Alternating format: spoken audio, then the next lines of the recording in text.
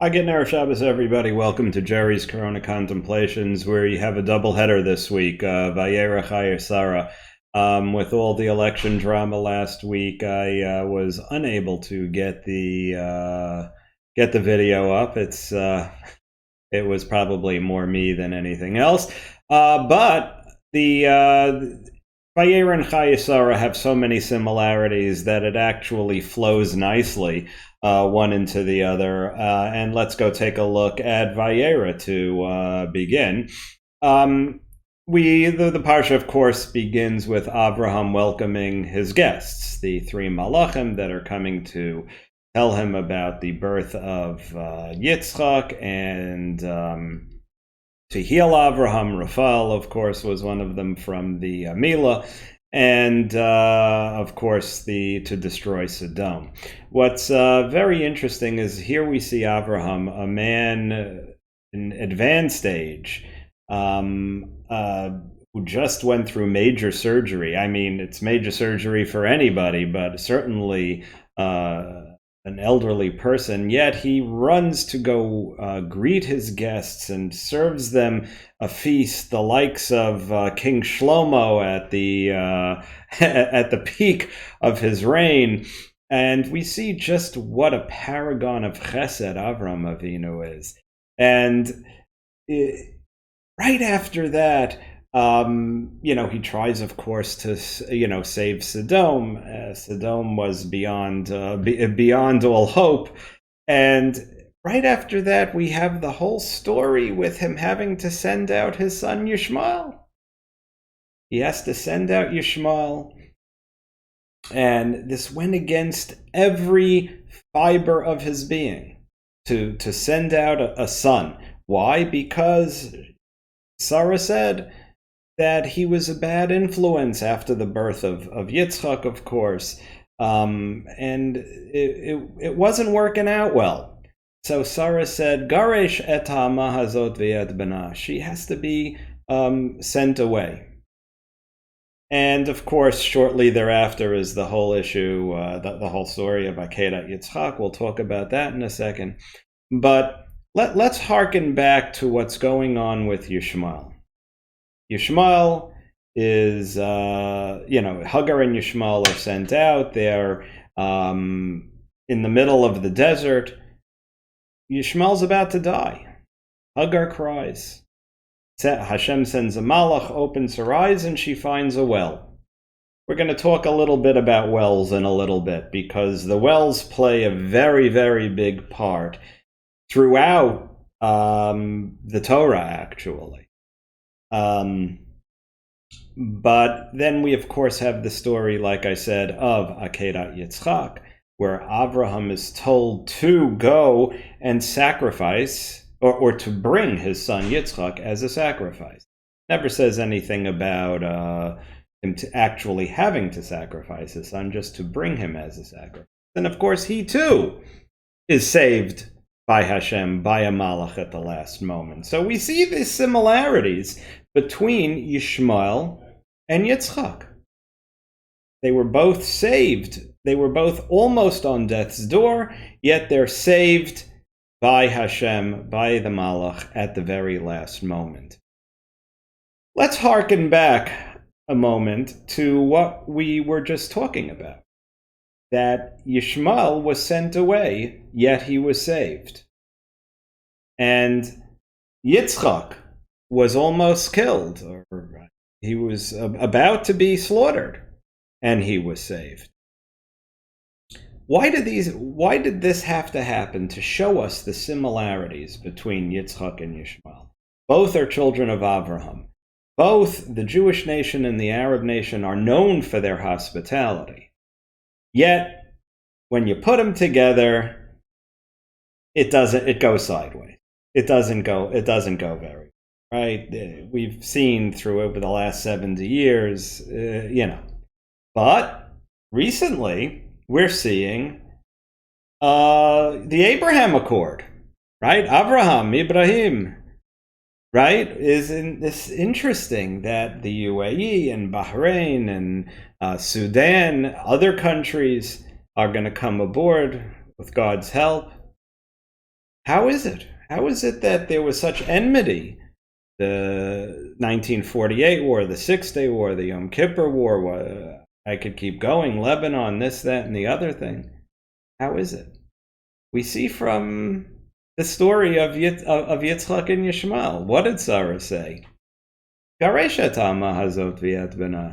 Yes, we can coexist. We can coexist very well. We're first cousins. But there has to be a separation. There has to be a wall. There has to be a border. When you put them together, it's like the story of Lot and Avraham, right? Before he was given the Brit Bein Abtarim, the eternal blessing of chosenness, he had to separate himself from Lot. Yitzchak and Yishmael can do very well. They can have trade deals. They can make money together. They can have military treaties. All that can go along very well. But you can't be on top of one another. There has to be this separation. Good fences make good neighbors, as they say. Now, once again, Avraham was told to go out from himself. Lech lecha el eretz ha-Moriah. Go to the land of Moriah, v'haleu sham la'olah, and bring Yitzchak up as a carbon. Like I said, he wasn't told to kill him. But again, he thought he actually had to bring him as a carbon. So again, you see Avram going against his nature. He had to go against his nature with Hagar and Yishmael. He had to go against his nature with Yitzchak. And we'll see also in Chaye Sara. Why? Because Hashem is telling him, you have to go out from yourself. Lech lecha. What sometimes seems like the right thing, that it's not politically correct, and it's not woke, and it's not whatever you think is the right thing, is not always the right thing. What Hashem determines what's the right thing. And sometimes Hashem says, Eit milchama v'eit shalom. There's a time for peace, but there's also a time for war. Again, like the story in Lech Lecha with Avram going to war against the 4 kings and the 5 kings. Avram wasn't a man of war. Avram was a man of peace and chesed, but there is a time when we have to Eit la'asot la'Hashem. Now, we were talking about the well. Let's see how it plays a part again in Chaye Sara. But we have to start with the purchase of the Marat HaMachpelah. Again, Avram had to go against his nature. Hashem told Avram, this is your land. I'm giving it to you. I'm giving it to your children for all generations. Yet he had to go to Ephron. Avram could have gone to Ephron and done to him like he did with the kings, with the war. He could have wiped them out in 2 seconds. 15 minutes, it would have been over. Like Shimon and Levi did in Shechem. It wouldn't have taken very long. But Avram Avinu wanted it for all generations to be known, I paid for this top dollar. And I mean a king's ransom. He paid 400 shekel. That's not 400 shekel like today. Of pure silver. He paid a fortune of money for this land. And just like in the case of the Makom HaMikdash that David bought from Aravna, and just as in the case of Shechem, where Gvurato Shel Yosef, that Yaakov Avinu purchased from Shechem. Of course, afterwards, Shimon and Levi did their mitzvah. But before that happened, it was bought for good money. Again, top dollar. So Avram Avinu wanted the world to know for all generations that this property belongs to his children, grandchildren, and for all generations. Eliezer goes per Avram's instructions to go find a wife for Yitzchak. Where does he find her? At the well. So Yishmael was saved at a well, Be'er Lachai Roi, which is where Yitzchak wound up living, actually, as we'll see. And wait, hold on a second. And Rivka, Eliezer meets Rivka where? At the well. And again, we'll see in a few weeks, Yaakov and Rachel at the well. Moshe and Zipporah at the well. The Be'er of Miriam. Water is life-giving. We can't exist without water. We are, 90% water? The planet would not exist without the rain cycle. We're an ocean planet. Without the water, we wouldn't live. But water is also symbolic of the Torah, right? The Torah is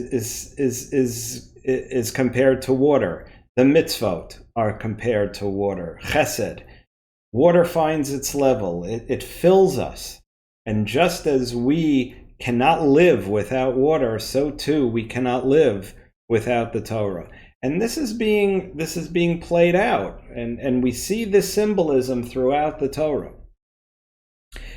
And of course, at the end of the parsha, which often gets buzzed over, we see that Avraham takes another wife. Who is this wife? Keturah. Who's Keturah? Hagar. Interesting. And he had all these children with Keturah. Well, there was, of course, Yishmael. But there was Midian and Yakshan, etc., Dedan. All of these were children of Abraham. Yet, only Yitzchak inherited Abraham. The others, I'm sure, were fine people, but they didn't stay, as we say, on the derech. Avram Avinu. Avram Avinu. Who was holier than Avram Avinu? Yet, he was 1 for 9, I think it was, right? He did. Only Yitzchak remained faithful to the cause. Only Yitzchak remained faithful to the faith. So Avram wasn't a good father?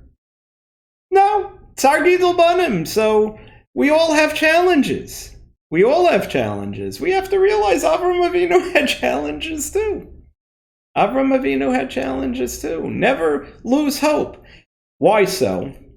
At the very end, we see after Avraham dies, it says that Yitzchak, it says, Yitzchak and Yishmael Banav buried him El Ma'arat HaMachpelah, El Sedei Ephron Achiti, right? That Yitzchak and Yishmael buried Avraham. Yishmael realized that Yitzchak in this case was the Bechor. Even though he was born first, he realized that Yitzchak had the Bechorah. And he did tshuva. He at the very end of his life, he realized. Now you have to realize Yishmael was he was a para Adam. He was into idolatry and he was into murder and all sorts of unseemly things. Yet at the end of his life, he realized, no, what I learned from my father is truth. So he did tshuva at the end of his life and he gave Yitzchak the lead. So we see that even if a person has a wayward child, Avram Avinu, you don't give up hope, because Kol zman shahaner dolek, as we say, efshar l'taken. Where there's life, there's hope, even in the case of a Yishmael. And we see that when Eliezer brought Rivka back, it says that Yitzchak, V'Yitzchak ba me'be'er lachai roi, he came from be'er lachai roi, where Yishmael was saved, because they realized that this is a very holy place, and that's where Yitzchak would go to pray. And as we know, Yitzchak founded the Tefillah of Mincha. Avraham, of course, the Tefillah of Shachris, Vayashkem Avram Baboker, also in Parshat Vayeira. But why was he in Be'er Lachai Roi? Who lived in Be'er Lachai Roi? Hagar, right? So he was going to bring Hagar back to be a spouse for his father after his mother died. He realized that these people were on an incredible level, but they were human, just as we are human. They had their shortcomings. We all have our shortcomings.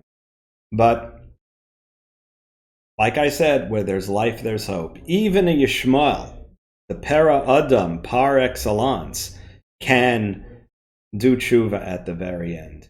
And we should never give up hope on our children, on our friends, on our family. Always be a paragon of chesed and Torah, just as Avram Avinu was, to the best of each of our abilities. Rabbosai, as I always say, Shabbat hi makar bracha, ein Yisrael negalan ela b'zchut haShabbos. Don't roll on Shabbos, as Walter tells us. It's we have this week a Parshat Chaye Sara, the week of the Marat HaMachpelah.